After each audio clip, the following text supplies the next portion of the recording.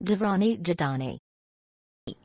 एक दिन शिवानी और प्रज्ञा रसोई में खाना बना रही होती हैं।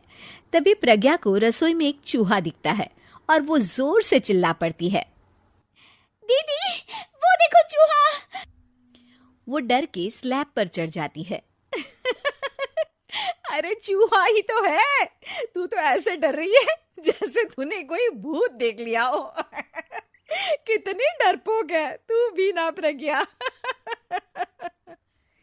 आप ज्यादा हंसो मत दीदी, हर इंसान को किसी ना किसी चीज से डर लगता है। लगता होगा, पर मुझे तो किसी चीज से डर नहीं लगता। मैं तो बहुत बहादुर हूं, पर तू हद कर दी भाई, एक चूहे से डर गई है। एक दिन प्रज्ञा अपने कमरे से बाहर निकल रही होती है और तभी शिवानी उसे पीछे से आकर डरा देती है। प्रज्ञा एकदम से उछल पड़ती है। दीदी ऐसे भी कोई मजाक करता है क्या? अरे जरा अपनी शक्ल तो देख, एकदम बैंगन की तरह नीली पड़ गई है। अरे मेरी देवरानी इतनी बड़ी डरपोक है, मुझे तो पता ही नहीं था। आप ऐसे चौंकाओगे तो कोई भी डरेगा ना? अरे नाना, कोई बहाना अब काम नहीं आएगा। आज से ना तुम्हारा नाम है डरपोक प्रज्ञा। शिवानी प्रज्ञा का मजाक उड़ाकर चली जाती है। प्रज्ञा शिवानी की मजाक उड़ाने की आदत से परेशान हो जाती है।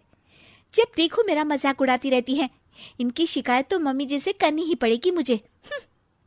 प्रज्ञा अपनी सास के पास जाती है और उन्हें सारी बात बताती है कि किस तरह उसकी जेठानी उसके डर का मजाक उड़ाती है। ओहो, तो बड़ी बहू को बड़ा घमंड है अपनी बहादुरी पर। कोई नहीं, अभी उसका घमंड तोड़ देते हैं। मेरे पास एक तरकीब है छोटी बहू, एक काम कर तू। प्रज्ञा की सास उसे अपनी जेठानी को डराने का प्लान बताती है।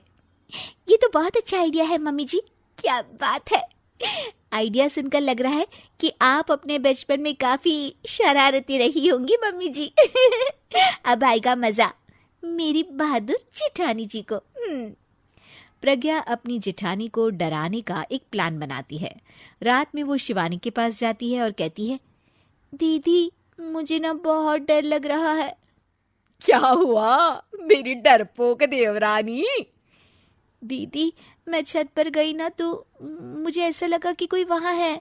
ऐसा लगा जैसे मुझे कोई वहां देख रहा था, जैसे कोई साया। अरे क्या बक रही हो, तेरा वहम होगा। नहीं नहीं दीदी, आप चलो ना प्लीज मेरे साथ, मुझे तो बहुत डर लग रहा है। मेरी एक साड़ी सूख रही थी, वही लानी है। प्लीज आप चलिए ना ऊपर मेरे साथ। ओफो चल। प्रज्ञा शिवानी को बहाने से छत पर ले जाती है और वो उसके पीछे चल रही होती है। ले आ गए हम छत पर, कहाँ है भूत, दिखा, कहीं तो है नहीं। तभी प्रज्ञा चुपके से सीढ़ियों पर छुप जाती है और शिवानी छत पर अकेली रह जाती है। अरे प्रज्ञा कहाँ चली गई? प्रज्ञा एकदम से सीढ़ियों का दरवाजा बंद कर देती है। अब शिवानी को डर लगने लगता है। मैं नीचे चली जाती हूँ। लगता है प्रज्ञा भी नीचे ही चली गई है।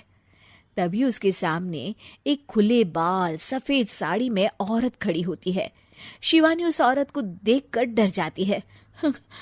हाल तू जलाल तू आई बला को टाल तू, हाल तू जलाल तू आई बला को टाल तू।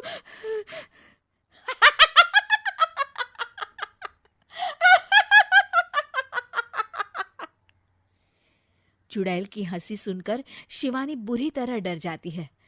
नहीं नहीं मुझे छोड़ दो, भगवान के लिए मुझे छोड़ दो। नहीं नहीं नहीं नहीं नहीं नहीं नहीं, मैं तुझे नहीं छोड़ूंगी, मैं तेरा खून पी जाऊंगी।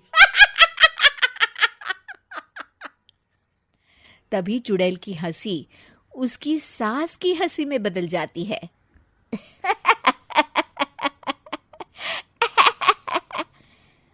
मम्मी जी, ये तो मम्मी जी की आवाज है। शिवानी आंख खोलती है तो सामने उसकी सास चुड़ैल का मेकअप करके खड़ी होती है और प्रज्ञा और उसकी सास जोर जोर से हंस रहे होते हैं।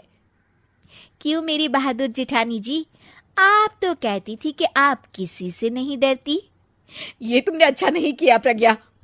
और सासू माँ, आप भी इसके साथ मिलकर। और नहीं तो क्या बहू, तुम अब मेरी छोटी बहू का ऐसे मजाक बनाओगी तो मुझे तो चुड़ैल बनना ही पड़ेगा ना। प्रज्ञा और उसकी सास और जोर जोर से हंसने लगते हैं और शिवानी गुस्से में नीचे चली जाती है।